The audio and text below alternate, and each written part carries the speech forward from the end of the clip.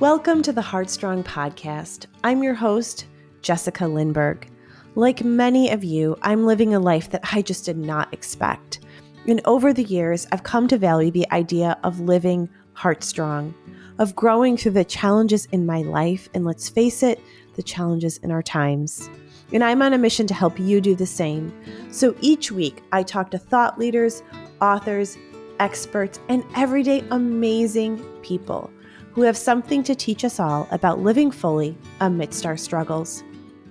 I have learned so much from others along my journey, and so I hope that my guests will help you on yours.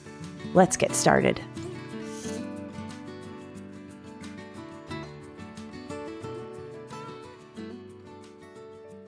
So on today's podcast, I'm joined by Jeff Olsen. Jeff is a best-selling author who has just an incredible story of perseverance and inner strength. After a horrific accident that took the lives of his wife and his youngest son, and also inflicted on him really multiple life-threatening injuries, including the amputation of his left leg, he found courage to survive over 18 surgeries and eventually heal both physically and emotionally. At the time of his accident, Jeff had a really unbelievable out-of-body and near-death experience, bringing him insights that are not common today. He appears on national and international television and radio programs. He's a speaker and an author, and just sharing what he's learned with people. His latest book, Knowing, is a compilation of his earlier books, and I've read it. It's an incredible read. We'll link it in the notes, but he also has a new book coming out on May 18th, and so we'll chat about that as well. But Jeff says that among his many accomplishments, he is most fulfilled by simply being a husband, a father, and a friend. So welcome to the podcast, Jeff. I'm so grateful to have this time with you. Oh, thank you, Jessica. It's an honor. It's an honor to be with you. Yeah, I'm really looking forward to this conversation. You know, I've been wanting to talk about near-death experiences for a while on the podcast. I think a lot of people wonder, like, what happens when we die and what is that experience like? And for me, I really dove profusely into reading about near-death experiences and out-of-body experiences after the death of my son. And I read your two books, and I think that I was so taken to them because Ethan had a prolonged medical course, and you did too. And so I really was just, I think, searching for insight in your words, and I really found that. So I want to thank you for the courage to share your story, and I want to start with your story because I think it will give the audience just like a way to kind of frame the conversation. So it starts with a devastating accident. And can you tell us about that and what happened, and just kind of the 30,000-foot view of your story as we begin? Okay. Yeah. And I'll do this as briefly as possible. And, I want everyone to understand it's been 25 years ago. It's literally been over 2 decades. So I can talk about it. And I can talk about it quite openly. I couldn't speak of it for almost a decade. I would just cry and fall apart. It was too painful, too personal, and yet with the tragedy, there was profound things, as you said. But the accident was a single car rollover. I was driving. The whole family was in the car. It was me, my wife, and our 2 boys. Our oldest son was 7 years old at the time, and the youngest was just 14 months, just a toddler. Mm-hmm. And it was it's a difficult. It has been 25 years. Sometimes it's still difficult to talk about it, but there was reports of crosswinds. There was reports of a pickup truck that was driving erratically on the interstate. One of the toughest things about the story is I believe I may have just dozed off at the wheel, just briefly, like when you just nod off. Mm-hmm. All I remember is swerving drastically to the right, overcorrecting to the left, and I lost control of the car, and the car began to roll, not off the road, but down the road, propelled on the concrete at high speeds. And the accident reports say the car probably rolled 6 or 8 times. Wow. And I blacked out for that. Sure. I do recall the moments of losing control. But when the car came to a stop, I was completely conscious. And the first thing I heard was Spencer, our 7-year-old, crying in the back seat, hysterically crying.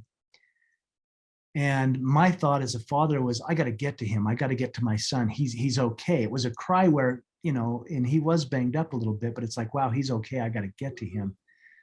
And that's when I realized I could not move. I was pinned either to the floorboard or the seat. I couldn't tell. There was all the broken glass. There was the rancid smell of gasoline. And I was unaware of my injuries. What had actually happened to me is both of my legs were crushed. My left leg was eventually amputated above the knee. My back was damaged and broken. It didn't affect the spinal column, but 2 vertebrae were cracked. My hip was all messed up from the seat belt, which had cut through my midsection and ruptured all my insides. And then my right arm had been almost torn out. I mean, there was no muscle through the rotator cuff or even attaching it. But I was unaware of the physical injuries. I mean, I knew I was in pain. I knew I was struggling to breathe. But the adrenaline was, wow, my son's crying. I've got to get to him. But that's when I realized that no one else was crying. And I became acutely aware at the scene of the accident that Tamara, my wife, and Griffin, my youngest son, were both gone. They were killed instantly in the accident. And that's the worst hell I think a man could be in. It's certainly been my darkest moment. Is there I am, pinned, I'm helpless. I've got a hysterical child in the back seat. I can't get to him. Half the family's gone, and I was driving the car. Yeah. The guilt, just like, gosh, can I get those 2 seconds back? What happened? And it was horrific. And I only set that up not to be graphic or morbid, but to set the stage for, in that darkness, in that horrible, terrible, horrific moment, I felt light come.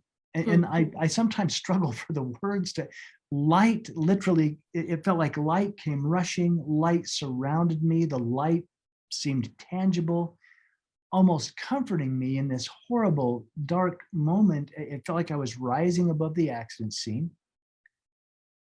And suddenly I could breathe. I wasn't in pain. I was like, what's going on? How can I be okay? I was almost questioning, how can I possibly be okay? And the emotional grief, that's the thing. I mean, I wasn't even aware of the physical injuries, but suddenly there was no pain. I was breathing fine. I was in this holding bubble of light, if you will.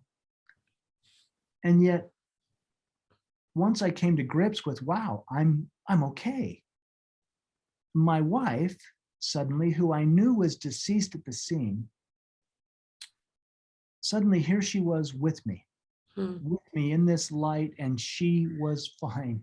She was gorgeous. She was radiant. But she was adamant that I could not stay.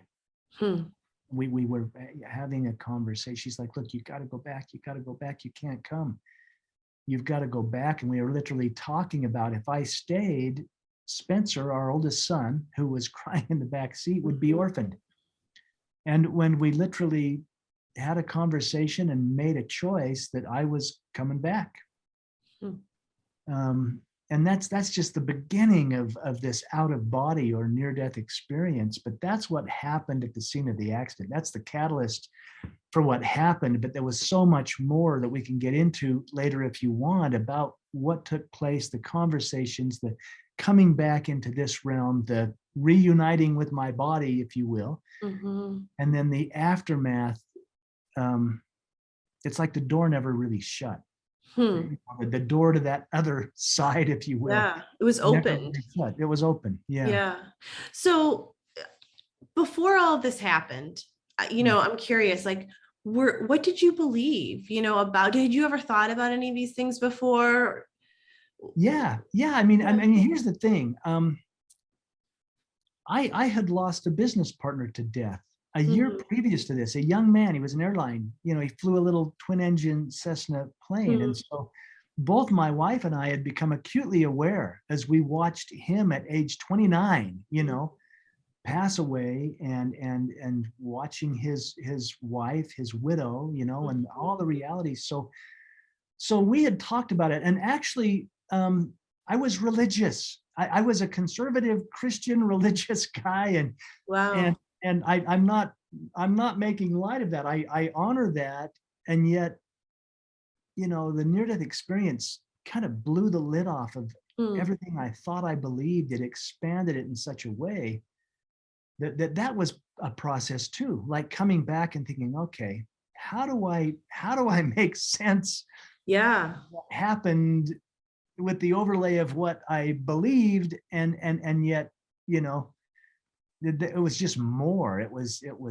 Yeah, it was big. But Mm. I was a conservative Christian and quite religious, and yet the near-death experience kind of shifted all that faith and belief into absolute trust. There was Mm. so much love, so much connection, and it's interesting when we talk about beliefs. As a Yes. believer, oh yes, Yeah.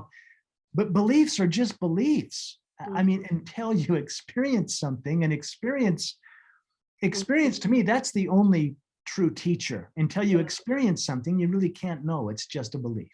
Hmm. And I think that, this is such an important topic for people, because when you have a significant experience in your life, when someone you're loved, I mean, when my son died, I remember thinking, I have spouted all these beliefs for my 35 years. I have said I've believed all of these things. I don't know that I believe them. I don't know. I need to relook at all of this again. And it's not only that you're mourning the death of somebody that you love, but then there's also kind of this existential crisis that I think, I mean, I don't know that everyone goes through, but I know that I went through it. My husband went through it. Sounds like you went through it. It's like, I think that's such an important part of the story. I think Yeah. it's the invitation of that. So, I want to talk about your actual experience, but since we're here in this part of the conversation, like, could you talk to us about what did you feel like you had to re-explore? Or what were some of those things that um, you were kind of wrestling with? Yeah. Well, I think number one, but before we dive into that, though, tell Yeah, me what was the age of your son when he he passed? was 7. 7. So he Mm. was the age of my Spencer when the accident happened. Yes, What is your son's name? Ethan. Ethan.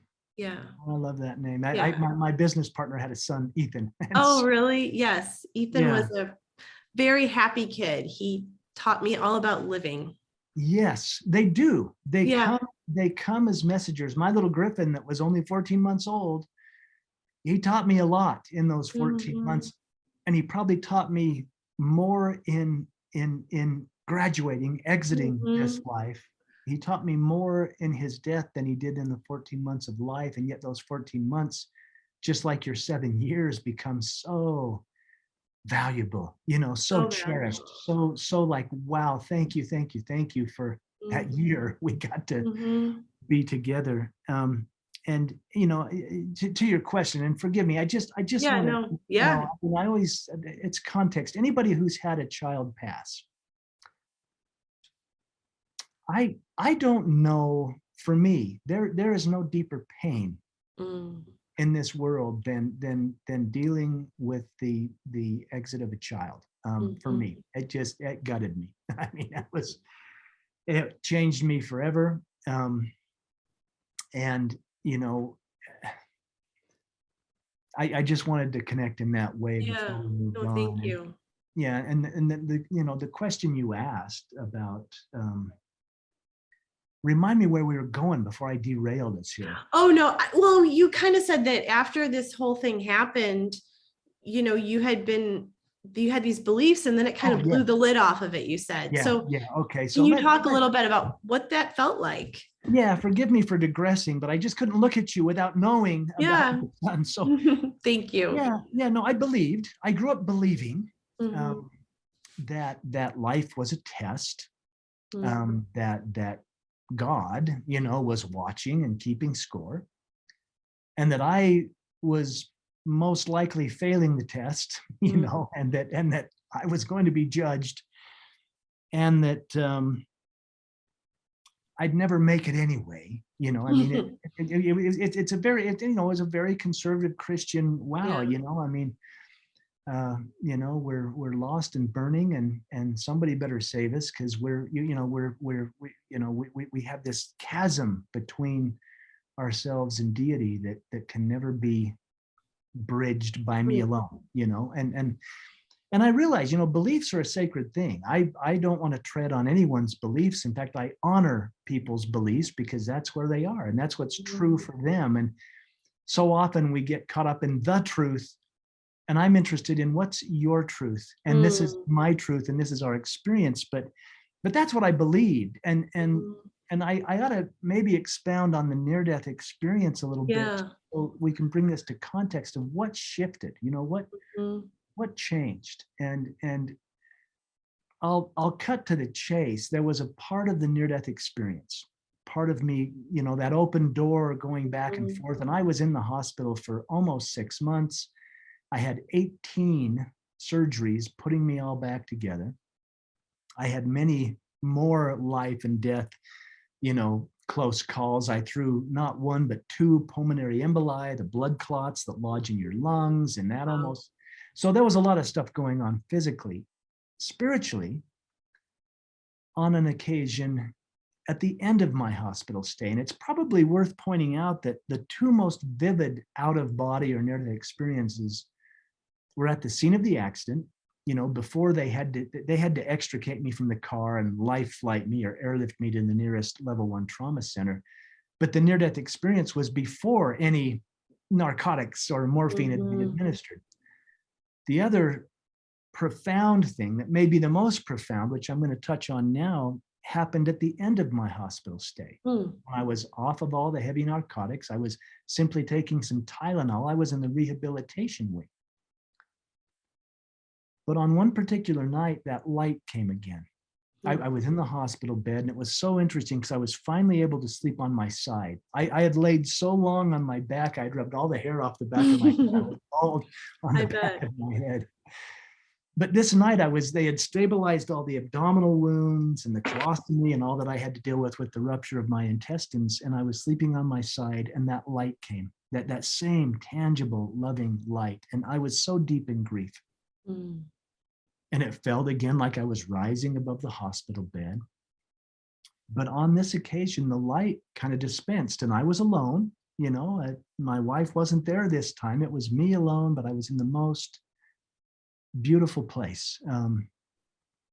People say heaven, the spirit world. The only word that comes close to what I experienced was I was home. I was home. It's like it was so familiar, so welcoming. It was like a remembrance. It's like, wow, I'm home. and almost like I had returned back. And I was joyfully running. I mean, with the amputation and all, I don't run in this realm, but in that realm, I had both legs, both feet, and I was joyfully running and having such a physical experience. I could feel the energy of the ground under my feet. I could feel the intelligence in my calves and thighs as I ran. It was magnified beyond the senses in this realm. And I was joyfully thinking, I'm home. I got the message I wasn't there to stay. And at that same time, there was this corridor off to my left, and I knew I'm to go that way. And I intuitively went down the corridor. And at the end of the corridor was a crib. And my little toddler son, Griffin, had been sleeping in a crib at the time of the accident, being just a toddler. And so I raced to the crib, and there he was. There was my little boy. And Jessica, you've been through this. I mean, you can imagine the encounter of, oh my gosh, there's my child. And I swept him up in my arms. And I was marveling at, I could feel him you picked up a sleeping child. Yeah. I mean, there's a heat and a weight to them. And I was experiencing that in such a physical way. I was even questioning, okay, I get that I'm out of the body again, but I'm experiencing things so physically. And I held him against me, and it was solid, and I could feel him breathing. I could feel his breath on my neck. I I leaned over and I smelled his hair. I don't know if you've ever smelled the hair of. Oh, yes. They smell so good when they're babies like that. But I'm like, that it's my boy. It was, I mean, You knew. every sense, the touch, the sense, the smell. I'm like, it's really him. And I began weeping, just thinking I'm holding my little boy and he's okay. I mean, just the guilt, the grief, and yet as I held him, I felt this presence, this overwhelming presence coming up behind me. Something so powerful, so cosmic, so big, so wise, overwhelming, really. And this is where my beliefs start to kick in. I'm thinking, oh no, that's God, and I'm holding my little boy, and that guilt sinks in again. I'm thinking, oh no, no, no, no, no. My little boy's here because I crashed the car. His life was cut short because I messed up or overcorrected, and I just, the guilt was coming, and this presence is coming closer and closer. And I had this thought, and I thought, I hope there's some way I can be forgiven. And this is where everything just shifted, because this was my perception of deity, right? As I have the thought, I hope I can be forgiven. And this almost felt physical too. These divine arms wrapped around from behind me and held both me and my son. And it's like the lid just came off. There was this flood of information, of communication, both verbal. Some things were said to me by this beautiful being that held me. And so many things were just telepathically dumped into my being, and yet all of it felt like such a remembering again. It was like, wow, I knew that. But here's what shifted. As I'm thinking, uh-oh, there's God, I'm in trouble, I'm failing the test. And those arms come around me, and I'm thinking, I hope I can be forgiven. The resounding message was, there's nothing to forgive. Wow. Everything is in perfect order. And then I had, I guess, what I'm told they call the life review. I begin to see my life. And I'm seeing, me as a child, and my brothers, and my parents' divorce, and what went on, but I'm seeing it so differently.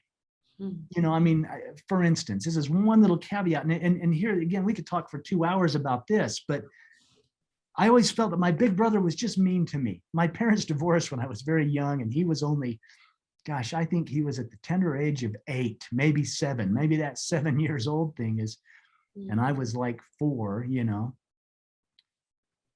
And I always believed, here's again those beliefs, I believed he was mean to me. Boy, he demanded a lot. Boy, he became the father figure, and he just wanted so much. As I watched that play out, I'm realizing, wow, he loved me that much. My big brother at the tender age of 8 took on the father figure role and wanted to teach me and train me and never let me screw up. And so I'm seeing my life beyond my judgments and my beliefs through divine eyes. I'm like, wow, look how much my brother loved me. And I didn't realize it. I thought he was being mean.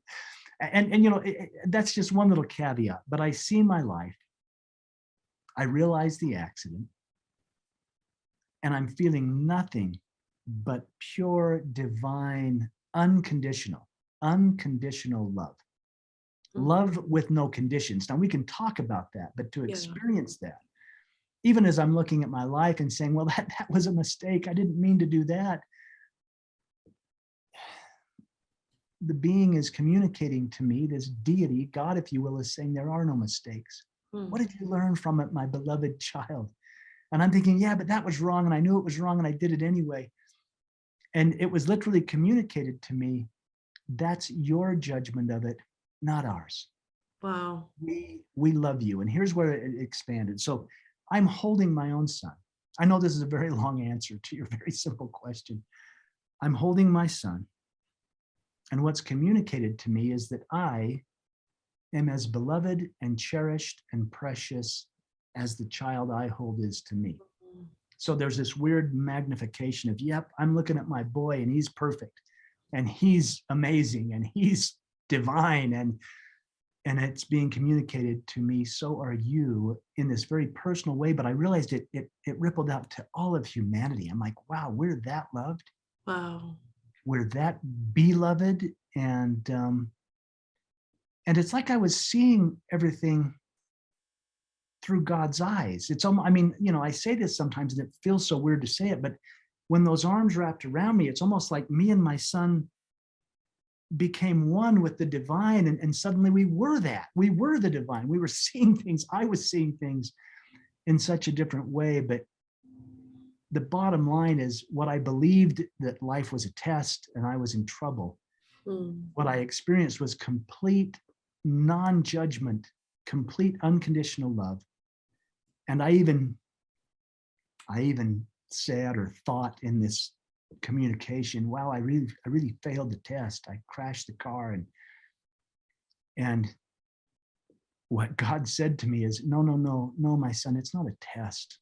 Life is a gift. It's an absolute beautiful gift. And there's no accidents. Everything that happened, you created, and your family created it, and the whole universe, we supported it for your soul's experience because that's what you wanted. And I was like, wow. So there was this big thing about accountability, no judgment, and it just shifted everything. So yeah, my beliefs transformed from faith to love and trust. Wow. That's incredible. I mean, I was just, as you were saying that, I was just thinking what that would feel like to have that love. I mean, self-love, I think, is a really challenging thing for people in our culture, especially. And I think there's, self-judgment. I mean, I know, after my son Ethan died, I made a lot of medical decisions for him. My husband and I made a lot of choices. And, it was very difficult and things didn't go the way that we had hoped and planned. And there were a lot of nuances to the story. And so I can totally relate to that guilt. Like, I felt like I had done this to him, and it took and I think that guilt is such an inhibition to healing in our life. With whatever you're going through, you feel the guilt, and it kind of keeps you away from experiencing love, whether it's from other people or from God. And that idea of that embrace is something that is, I think, we all long for, really. That's, you talked about, you had 18 surgeries, you had your leg amputated, you were in so much pain for so much, and you talk about seeing your mangled body in the bed and how awful that was. I mean, you're a football player, an athletic person, and but just that you had that realization that we're a temple of God's love.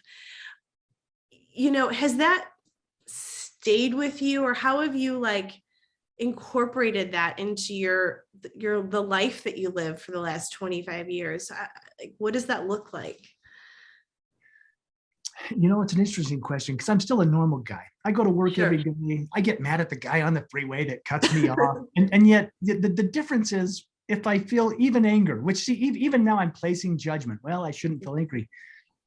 Even anger, what a beautiful emotion. Wow, I get to feel that. I get to get all fired up and feel that. And so what shifted for me, and I haven't held on to it every day. Like I say, it was an experience I can recount as if it was yesterday. It changed me forever. Do I walk around every day in some kind of a pristine, divine, unconditional state of love? I no, not necessarily. There are moments when it really comes through powerfully and strong. But what I've held on to is just not to judge. I just, there's, even when I came back, when we made the choice, Tamara and I, here I am on the other side talking to her, and she's saying, you've got to go back. In making that choice to come back, I was wandering through the hospital. moving about outside of my body. I'm a soul, I suppose, moving through the hospital, but I'm seeing all the doctors and nurses and the patients and the family members of the patients. But I was seeing them in such a different way. I knew everything about them. I knew their love, their hate, their motivations, their guilt, their joy, I knew them as if they were me. I was them and they were me. I call it the oneness. Suddenly I was in this oneness. I was connected. And it didn't matter who they were or what they did or what they didn't do. They all felt so magnificent. From the heroin addict to the saintly grandmother. And coming from that conservative Christian background, I did have biblical verse come to me. I'm looking at these people and I'm feeling them like they're me and I'm them. And it's coupled with this intense love, not a romantic love, a divine connection and love for the magnificence of their soul. And the biblical verse that came was the famous one where Jesus said, "Inasmuch as you do it unto the least of one of these, you've done it unto me." Which I used to think was a nice verse about being nice. And this is a build on the first question, like how has my beliefs or my faith changed? Suddenly there was such deeper meaning to this. I thought it was a nice verse about being nice, but I'm thinking, wow, I'm them and they're me. When Jesus said this, that's what he was saying. I am the naked beggar on the street. I am the stranger. I am the guy in prison. We are one. And that's what I was experiencing, is there was a oneness where I was them, they were me, and judgments and comparison just went out the window because there was this absolute, this comprehension, this connection, this knowing, and it transformed everything that I thought I knew. So, and that has stuck with me. I mean, do I still get in my judgment? Yes. Do I still folly around it? We live in duality. That's part of the experience. But there are moments when it opens up and it's like, yeah, I remember. We're all, there's no, now I say there's no stepchildren in God's family. We're all here doing this together. We're all unique. We're doing it differently. And the entire universe just says, wow, look at my children. They're learning to walk, Wow. Like that toddler I held. It's like, that's how the entire universe feels about us. Look at how beautiful they're expanding their souls, right? So would you say that you believe that life is a school? Like, are we here for, you've mentioned soul expansion a few times. Like, is that why we're here? I believe it is. I believe it is. And as I had these strange rememberings coming back and forth, that's what it was. It's like, wow, you mean I chose this? I said, hey, my soul wants to learn forgiveness. Well, who's the hardest to forgive? Oh, I forgive people really easily. How well do you forgive yourself? Oh, yeah, no, I'm hard on myself. Wow. Well, what if there's a situation where you crash the car and half the family's gone? And I believe Tamara and Griffin probably said, we'll do that. We love you enough to do that your soul might get, what you came to learn. And if that's self-forgiveness, this is a big one. This is a big test. We'll set the stage so that you can do that. And we realize it might take you a decade, but we'll love you through it. And, so there was these different insights to how and why and what we were here to learn. So school. And yet maybe we're remembering what we already know. I don't know. We already know. From your experience, I mean, do you think that people die on time? Yes. I do. It's just, you'll probably think I'm crazy as I share these things. No, I don't. I've had dreams or visions, if you will, where, well, Griffin, my toddler, he's come to me in a couple of dreams. And one was a lucid dream. I was awake, but suddenly, boom, it's like in my mind's eye, he's there and we're communicating. But he told me just that. No one leaves 1 minute before they're meant to. because I was always lamenting, why so young? We didn't get to spend the time. I never got to see you play that game or sing that song. And he always calms me saying, all things are in divine order, remember? Mm. And I'm right here with you. Mm. If I am singing that song. If you just, I don't know, this is another long answer. It's funny, the local high school, this was not that long ago. And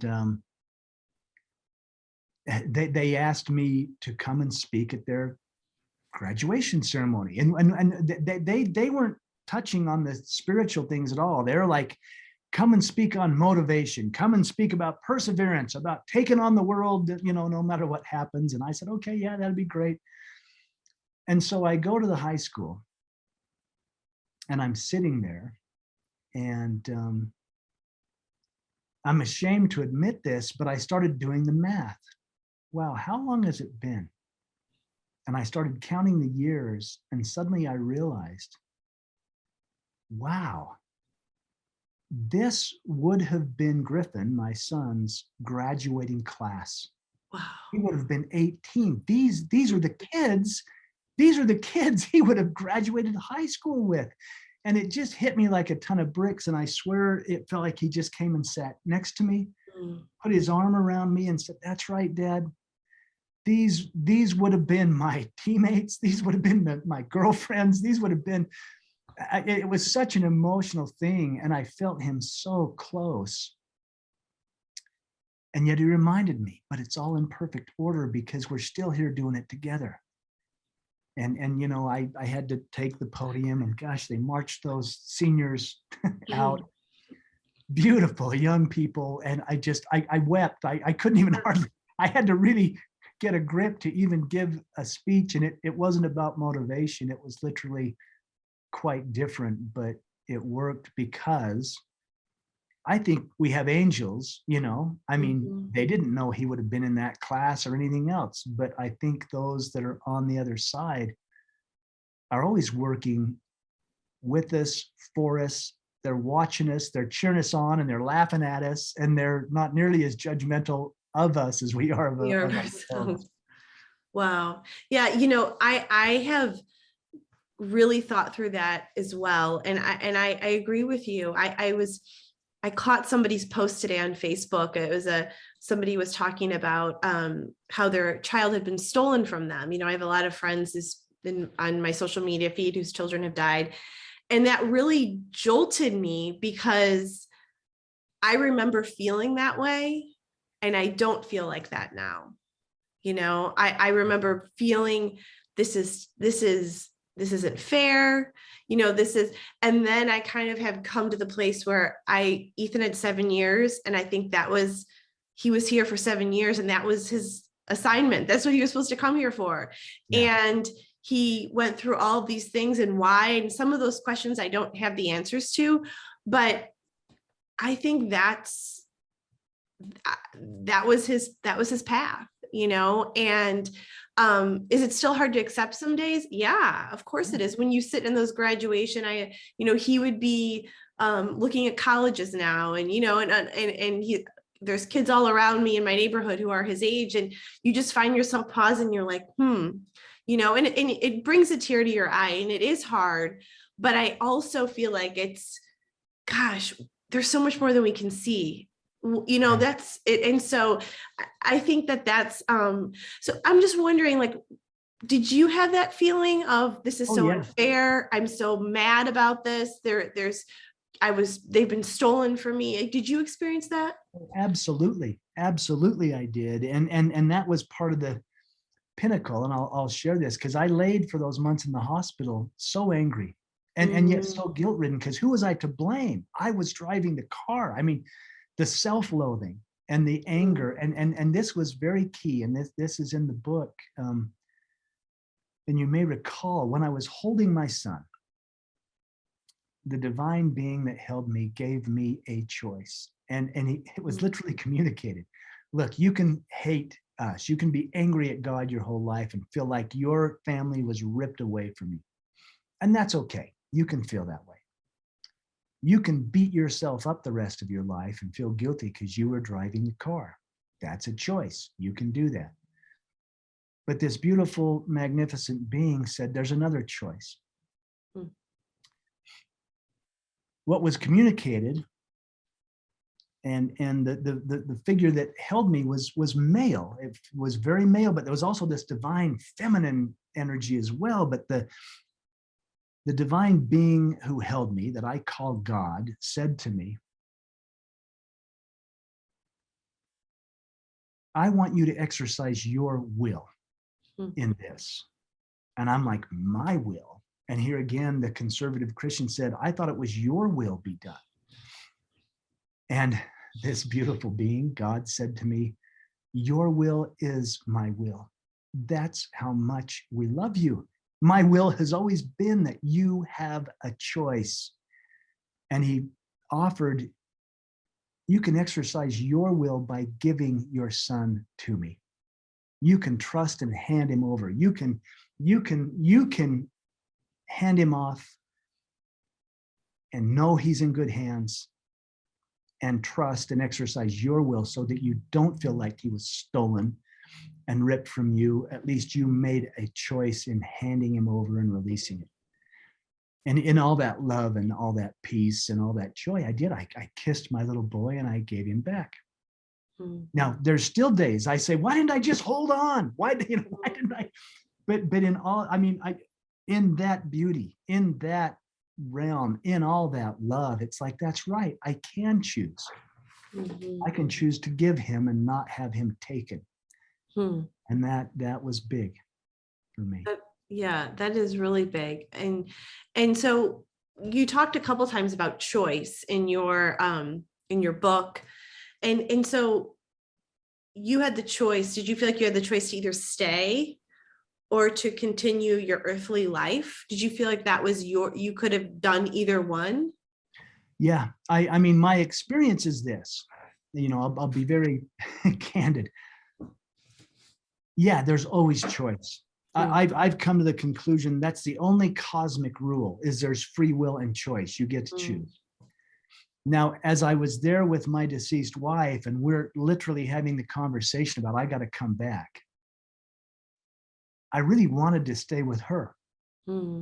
I was torn because, yeah, I knew I had a little boy that was going to be okay. And of course he needed a parent. But there was an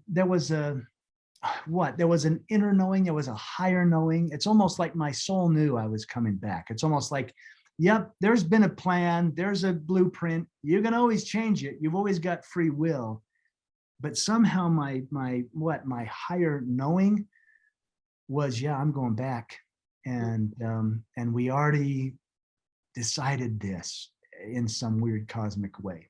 So although there was choice, it felt like I've got a blueprint and I know it and I helped create it. So let's get on with it and go back, So it was like, it was a knowing, but a choice. It was kind of I know it sounds like a dichotomy. I believe we have a soul's journey. Mm-hmm. Is everything predestined? Not necessarily. We just have the roadmap, and yet at every turn there's free will and choice. But in this case, it's like, I knew. You knew the choice was to come back, and I didn't fight it. I guess I could have sat and argued and said, nope, I'm staying here. But there was a deeper knowing that said, yep, you're going to go back and you've got stuff to do. And number one, you've got to raise a boy. Mm-hmm. So do you feel like why do you think your soul chose to stay? Like, to raise your son? Was there something else that you think that you're here to do still? Yeah, I mean, here's the, and here again, just to understand, it's been 25 years. Yeah. So I can talk about it now. I couldn't even talk about it back then, but what transpired in coming back and raising my son, I mean, I eventually fell in love again. Mm-hmm. I wanted to talk about that. I remarried. Mm-hmm. Tanya, my current wife, we've adopted 2 boys, 2 brothers. I mean, yeah, I mean, it's almost like a whole nother lifetime has unfolded in such a beautiful, magnificent way. Not that it doesn't have its challenges, it does. But you know, and this is where I'm maybe different. I mean, I didn't see the future in my near-death experience. It wasn't like, oh, you're going to go back and cure cancer. Everything was so personal, but it's like now, you know, I'll play catch with my youngest son. And I'm like, this is what I'm here for. You know, or I'll sit with Tanya and we'll watch a sunset. And I'm like, wow, that's the big deal. That's why I came back. That's why I'm here. And so it's in those little things for me. It's almost like you're seeing in with a different set of lenses. Everything's more colorful. Everything's more potent or something that you're experiencing. I think I that is so fascinating and such an important thing to highlight, because again, we have this culture where it's like, you know, you're supposed to cure cancer and do all these big things, right? And I think some people are here to do those things. And if we feel called to those things, we can all aspire to things, but we get so caught up in that stuff, right? And so the big thing is playing catch. It's watching the sunset. It's what if we treated those things like the big things? Yes. Right. Yeah, I mean, oh, absolutely. I mean, absolutely. It's like they are the big things.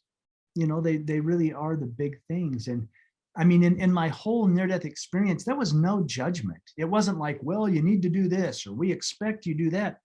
In fact, I was only asked one question that's even relevant. Like if this was my calling, like I was simply asked, to what degree have you learned to love?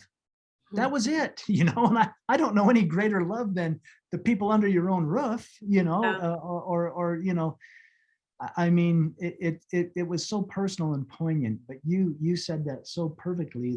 The big things are those little everyday things we take for granted when they're sacred moments, and we just don't, we're in heaven right there and we don't realize it. We don't even realize it. Yeah, I think that is something that I have realized. And I think even like as I get older, I think less is more, you know. It's like, it's having those, I have a quote that hangs in our dining room upstairs that says, if you want to you know, bring love to the world, go home and love your family. If you want to change the world, go. It's Mother Teresa, you know. And I think, I know that, yeah. I think that there is so much truth to that.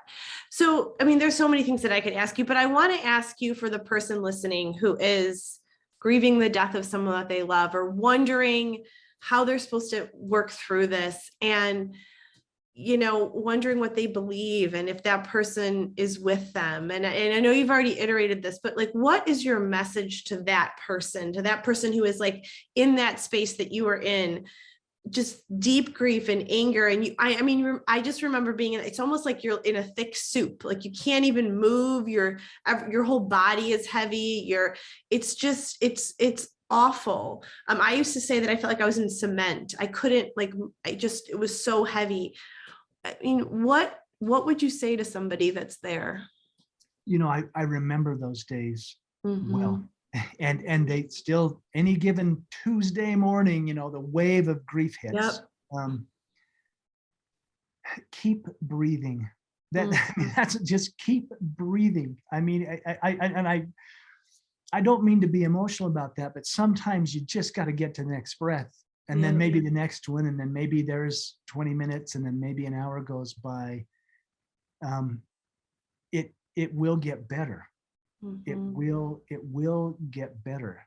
And the why answers, you know, there's not why answers. I for so long I was like, why me? Why both of them? Why the leg? If I've got to be here and raise a son, couldn't I at least do it in an able body? You know, why? There was no answers until I began to shift it to what am I learning from this? Kind of that earth school thing you brought up. What am I learning from this? How is this expanding my soul? And how do I apply it? How do I serve others? Here's one other thing. And this might sound crazy too, but this is what has worked for me. When I'm in the depths of grief, and when I was. And like I say, it's still, grief is not something you get over. You No. don't get over it. You get used to it. Mhm. You get You used to live it. with it. Yeah. Yeah. Yep. And you, I mean, you know this, you've been there, done that. One of my dear friends said, grief is like carrying a stone in your pocket. Mm. It never goes away, but you get used to the weight. Mhm. But here's what I would do, and this is really interesting too, because I've not found any better way to have inspiration come, quickly.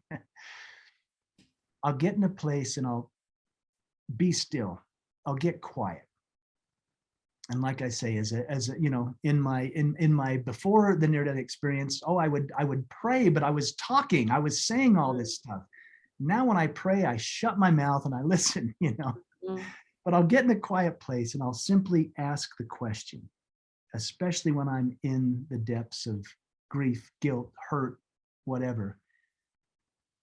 And I'll ask the question, what can I do for someone else today?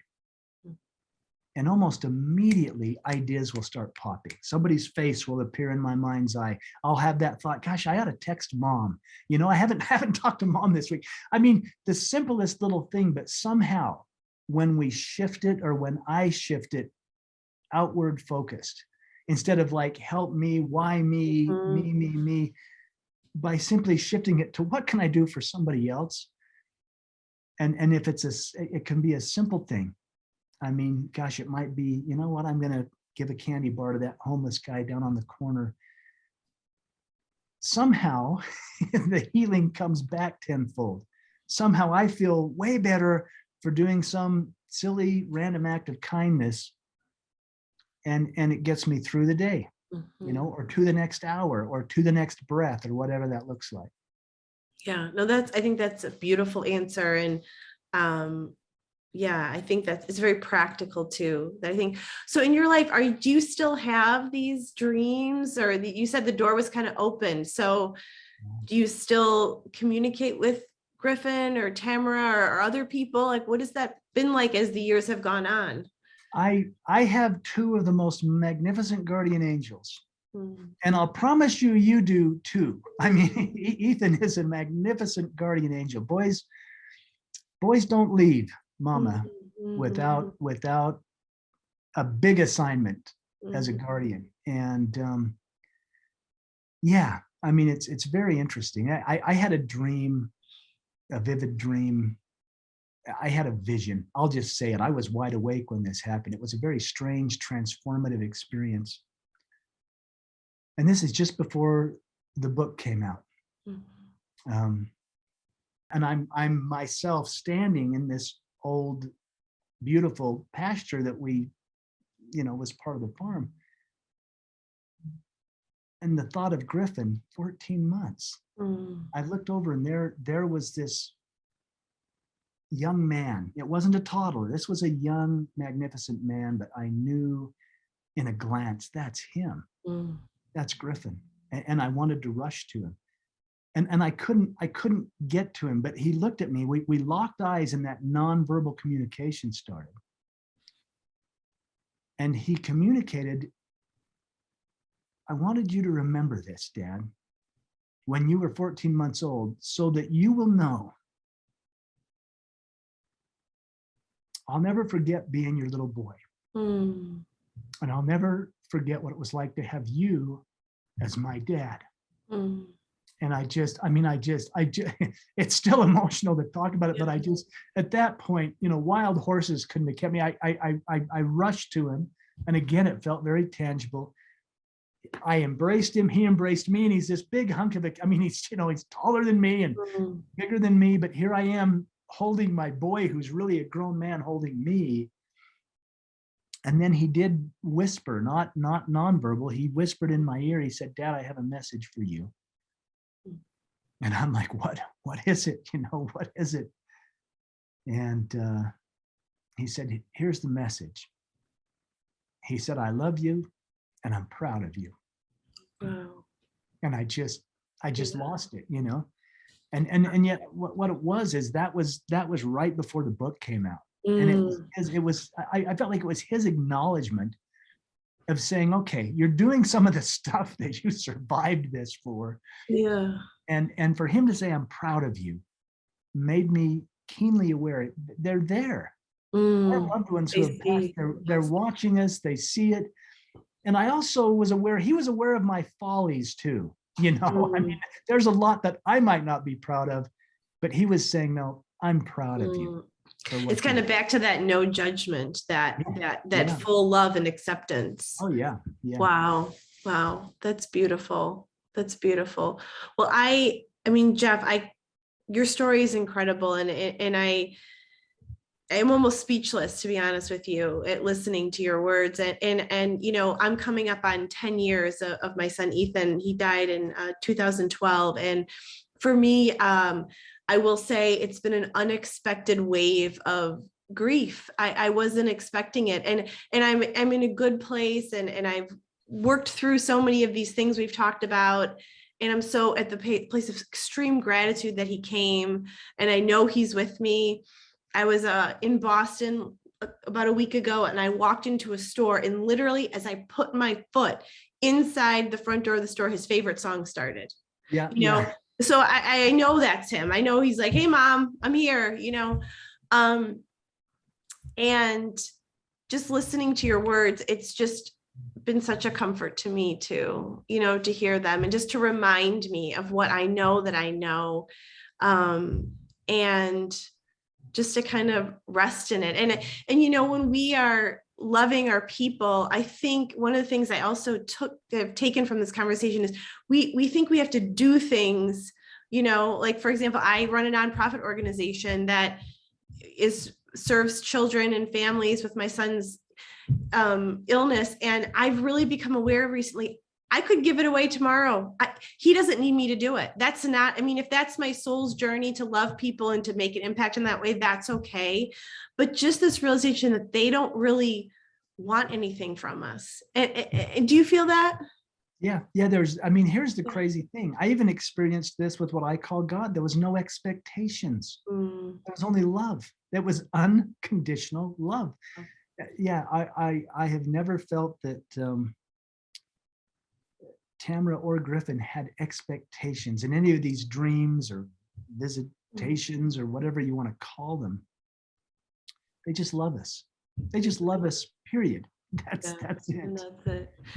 Okay, so before we end, because I want to be respectful of your time, I have kind of one question that's just randomly come to me as we're sitting here. But do you believe in reincarnation? Here's the crazy thing. Yes, I do. And here's the interesting thing. And when I was on the other side, and I say, wow, I was home. When I was held in those arms of the divine, here's what was so crystal clear. And it was a very personal experience for me, but I knew I was eternal. I had always existed. And I knew if that was true of me, that was true of all of us.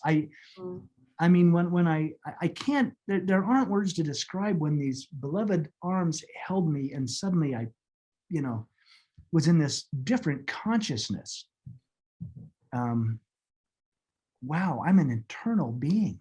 I have no beginning or end. I have always been. I'm connected to the divine. I'm a manifestation of the divine. We all are, and this was mind-blowing to me. It's even mind-blowing as I hear myself say it, but it was so evident.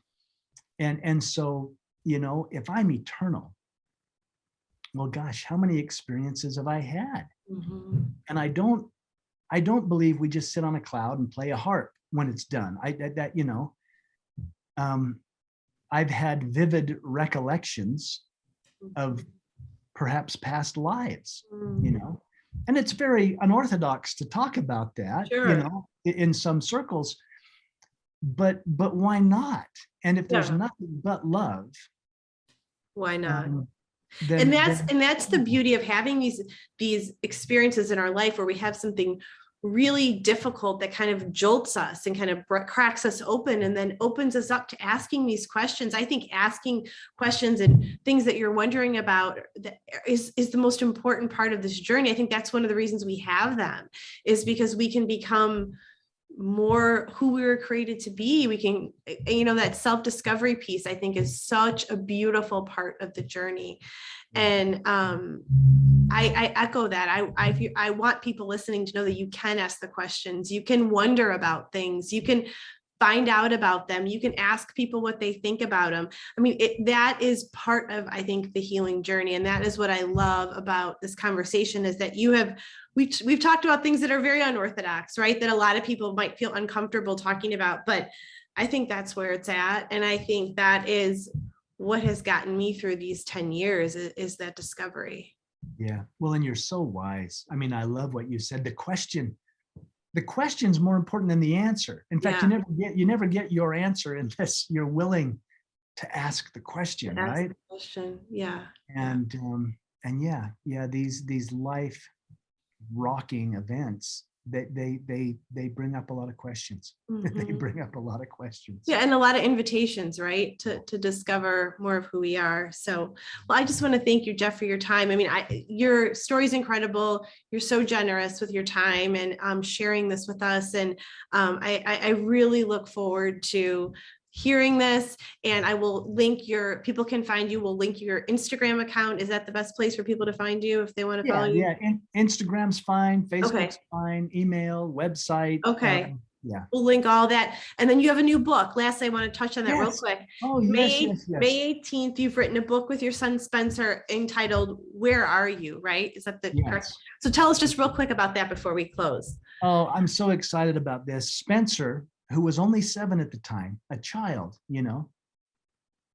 he lost everything I lost. He lost his mother. He lost his little brother. He lost his father. For all intents and purposes, I was never going to be the same. And he never had an experience. See, I had these profound near-death, out-of-body experiences. He was a little boy, and he got nothing. Where Are You? The book, we've collaborated on it, because my experience is different than his, but the emotions we felt were very universal. Spencer, my son, and he's incredible, but he's written this from the perspective of that 7-year-old wounded child. Where are you? You were here and now you're gone. And we talked a lot. We were very close.